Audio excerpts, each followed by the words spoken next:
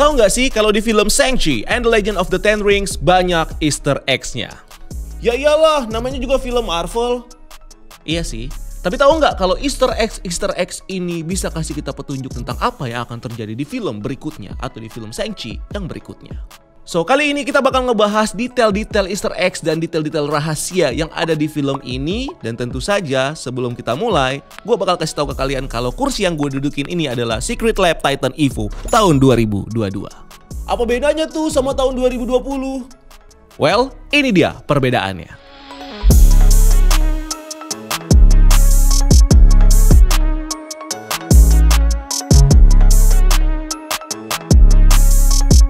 Di versi 2002 ini dudukannya lebih luas guys dan bisa cross leg. Sedangkan di versi 2020 ini kayak duduk di mobil balap, jadi berasa dipeluk sama kursinya. Di versi 22 ini juga sudah ada yang namanya cloud swap, bisa ganti bagian armrestnya. Nah, di 2020 ini belum ada. Di versi 22 ini lumbar supportnya udah ada di dalam kursinya dan bisa diatur 4 arah. Sedangkan di 2020 masih pakai bantal. Sama-sama empuk dan enak sebenarnya. Di versi 2022 ini bantalnya sudah magnetik, jadi tinggal ditempel aja nih. Sedangkan di 2020 masih pakai strap. Di versi 2022 udah ada yang namanya NFC tab untuk cek keaslian dari kursinya. Sedangkan di 2020 ini nggak ada. Dan overall keduanya bisa dipakai untuk duduk berlama-lama dan mendukung postur dari tubuh kita nih guys.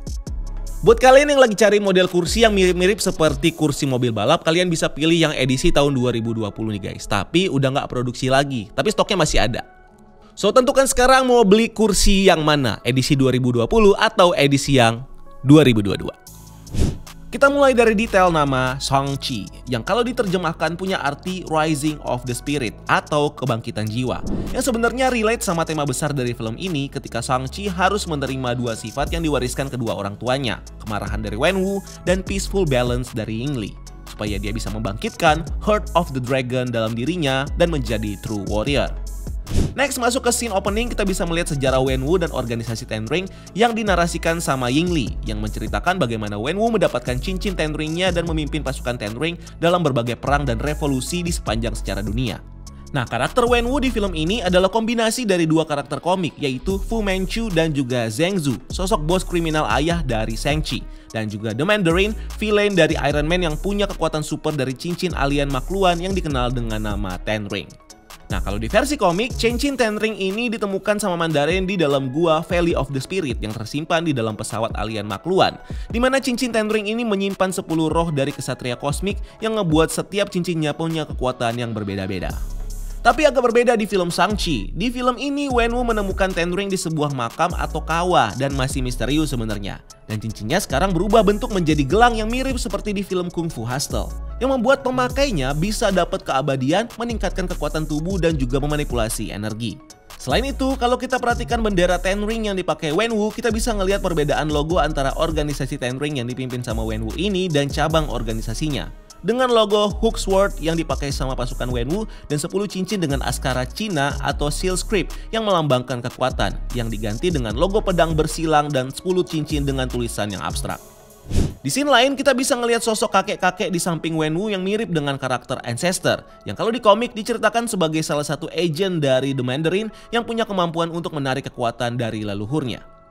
Berikutnya Wenwu lalu pergi ke desa Talo yang di komik dikenal sebagai Pocket Dimension, tempat tinggal kaum Xian, ras dewa-dewi China dan makhluk mitologi dari China, yang pintu masuknya tersebar di 5 Great Mountain di wilayah China. Nah, desa Talo yang muncul di film Shang-Chi juga sekilas punya konsep yang sama seperti Kunlun, sebagai kota mistis yang hilang di Pocket Dimension yang terhubung secara langsung ke bumi, di mana Kunlun dijaga oleh seorang guardian yang kita kenal dengan nama Iron Fist. Nah, di film ini Talo dijaga oleh Yingli dan Yangnan, ibu dan tante dari Shang-Chi. Kesamaan antara kedua tempat ini bisa kita lihat lagi dengan munculnya sosok naga, yaitu The Great Protector di desa Talo, dan Sulau yang keduanya sama-sama jadi sumber kekuatan bagi para penjaga tempat itu. Dan kalau Kunlun cuma bisa diakses setiap 10 tahun sekali di gerbang Kunlun yang ada di pegunungan Himalaya, desa Talo cuma bisa diakses secara aman setiap tahunnya di awal King Ming Festival dari labirin hutan bambu yang sebenarnya bisa diakses secara paksa tapi dengan resiko yang berbahaya. Berikutnya, kalau di komik, Ibu Shang-Chi adalah seorang wanita Inggris. Di film ini, Ibu Shang-Chi adalah Ying Li, penduduk asli dan penjaga dari desa Ta Lo, yang jatuh cinta dan menikah sama Wenwu setelah dia bertarung sama Wenwu dan mengajarkannya ilmu bela diri. Yang mirip seperti ilmu bela diri Tai Chi dan Wuxing, yang bisa membuat penggunanya bisa bertarung dengan menggunakan kekuatan alam, yang ditunjuk dengan Ying Lin dan Yang Nan yang melakukan airbending yang mirip-mirip seperti Avatar.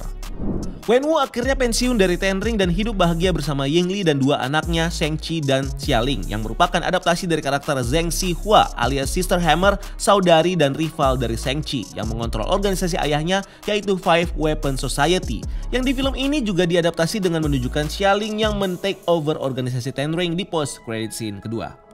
Setelah kematian dari Ying Li yang dibunuh sama Iron Gang, Wenwu dengan bantuan letnannya Death Dealer kemudian melatih Shang-Chi untuk jadi mesin pembunuh, persis seperti Fu Manchu yang melatih Shang-Chi untuk jadi living weapon di komiknya.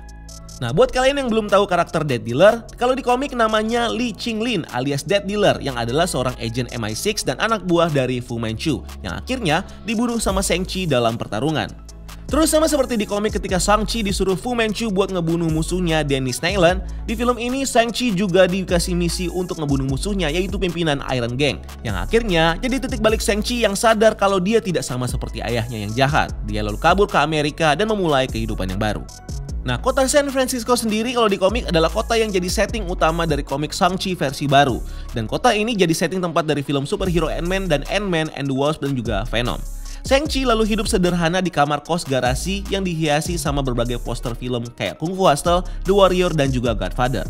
Di San Francisco, Shang-Chi berteman dekat dengan Katie alias Chen Ruiwen dan kerja bareng dia sebagai valet di Fairmont Hotel yang sering banget nongkrong di bar dan karaokean bareng dengan nyanyi beberapa lagu kayak I Don't Wanna Miss a Thing Aerosmith, soundtrack Aladdin The Whole New World, Old Town Road, dan juga Hotel California pas karaokean bareng sama Wong.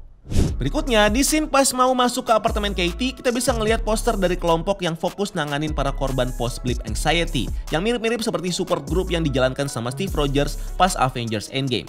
Referensi dari Event Snap juga muncul dari kata-kata dari teman Katie dan Shang-Chi yaitu Su, yang bilang kalau kita sekarang hidup di dunia yang setengah populasinya bisa aja hilang kapan saja. Nah, pas di apartemen Katie, kita bisa ngeliat neneknya yang lagi ngerayain Chinese Memorial Day alias Qingming Festival yang nantinya bakal kita lihat lagi secara lebih jelas pas penduduk desa Ta Lo melakukan penghormatan terakhir buat Wenwu, Ying Li, dan pasukan Ten Ring dan Ta Lo yang meninggal di perang besar. Next, di scene lain kita bisa ngeliat Shang-Chi bertarung melawan pasukan Ten Ring yang dipimpin sama Razor Fist di Beast. Nah, kalau di komik, karakter Razor Fist adalah pembunuh bayaran yang jadi musuh dari Shang-Chi dan Wolverine dengan pedang tajam di kedua tangannya sebagai senjata. Selagi mereka bertarung, kita bisa ngelihat Clive, pria kulit hitam yang muncul juga di film Spider-Man Homecoming yang lagi ngerekamin pertarungan Shang-Chi lewat live streaming YouTube dan ngebuat Shang-Chi jadi viral dengan julukan Bass Boy. Nah, di komen live streaming ini kita bisa ngelihat user dengan nama Auntie Darkness dengan background ungu dan komen Unreal, dimana ini bisa aja nge-refer ke karakter Agnes alias Agatha Harkness yang punya kostum ungu dan role sebagai auntie dari kedua anak Wanda Maximoff. Dan juga ada user Climbing Guy 3000 yang ngekomen gua aja nggak bisa. Dimana ini mungkin aja adalah username yang dipakai sama Peter Parker yang kita tahu punya kemampuan buat manjat dinding dan juga deket sama Tony Stark yang punya panggilan kesayangan I love you 3000. Berikutnya kita tahu Shang-Chi udah kabur dari Wenwu selama 10 tahun sejak umurnya 14 tahun. Ditambah lagi dengan detail baju Shang-Chi yang bertuliskan Sekolah Simlar Angkatan 201, poster Blip dan juga poster Hampton Jazz Festival yang diadakan di bulan Juni 2024. Ini bisa jadi tanda kalau film Shang-Chi memiliki timeline waktu yang sama dengan film Spider-Man Far From Home di bulan Juni tahun 2024. Berpindah ke Macau, Shang-Chi dan Katie kemudian mencari adik dari Shang-Chi yaitu Xialing di sebuah fighting club bernama Golden Dagger Club yang di komik merupakan nama dari organisasi kriminal milik Fu Manchu.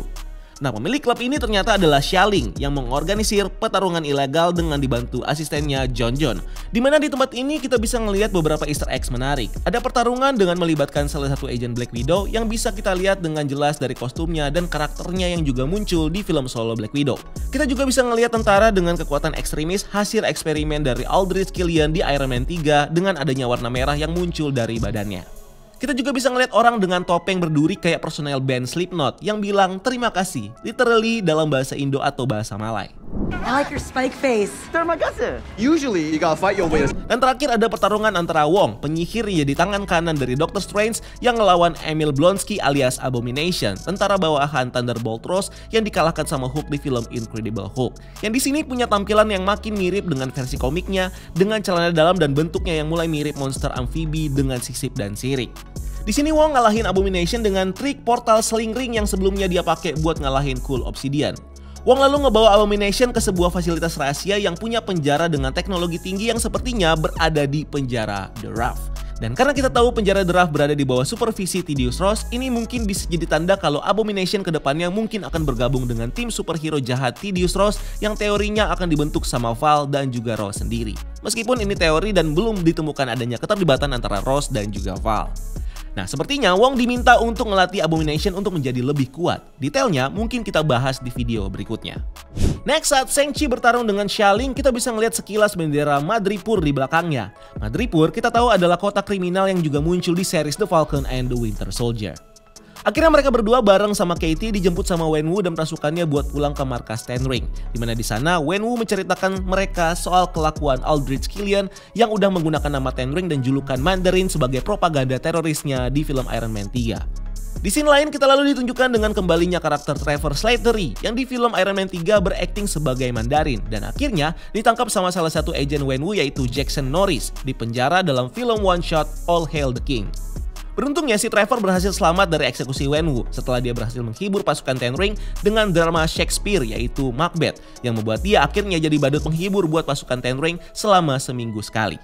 Trevor lalu ketemu sama Shang-Chi dan juga teman-temannya dan kabur bareng mereka buat pergi ke Talo yang bakal dihancurin sama Wenwu untuk ngebebasin istrinya dari Darkgate. Tapi sebelum masuk ke Talo, si Trevor ini sempat cerita ke mereka kalau dia terinspirasi buat belajar acting karena ngelihat monyet-monyet yang bisa acting di film Planet of the Apes tahun 1968.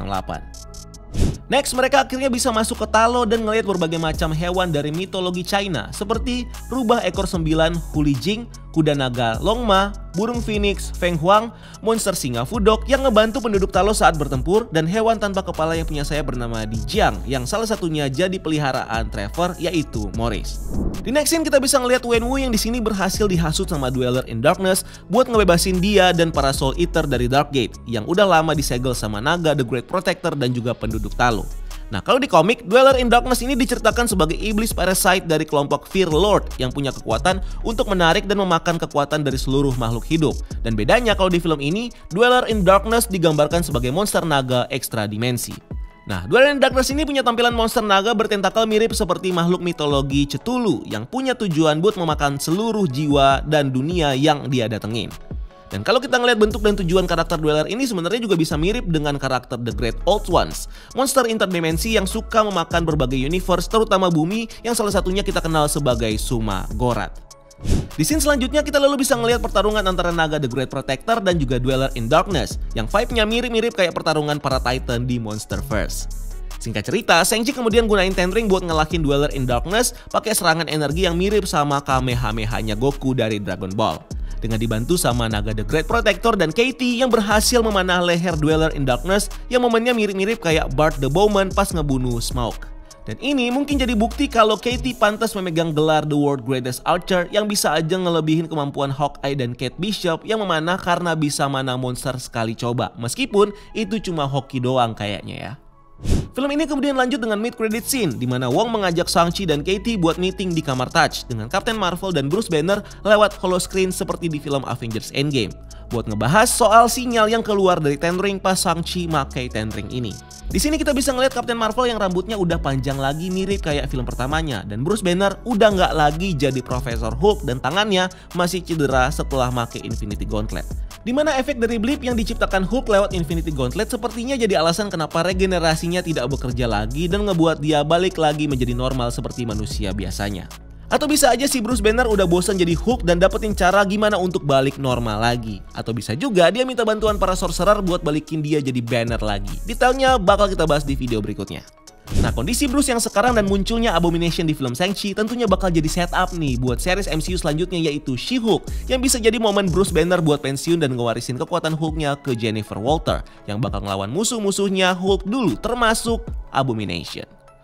Di bagian kredit kita bisa ngeliat tribute buat Brad Allen, tim stunt dari Jackie Chan dan stunt koordinator dari film Shang-Chi yang ngebuat film ini punya vibe martial art kayak film Jackie Chan dan juga genre film wuxia. So itu dia semua Easter eggs yang bisa kita temukan di film Shang-Chi and the Legend of the Ten Rings. Dan buat kalian yang menemukan Easter eggs lain, silahkan tulis di kolom komentar di bawah. So jangan lupa buat subscribe buat konten-konten seru lainnya di Breakdown Channel Universe. Jangan lupa untuk like video ini juga dan jangan lupa nyalakan loncengnya biar kalian gak ketinggalan hal-hal menarik dari channel ini. Jangan lupa komen juga kalau kalian punya teori yang berbeda ya. Dan sampai ketemu di video selanjutnya, gue Rian. Keep exploring the multiverse.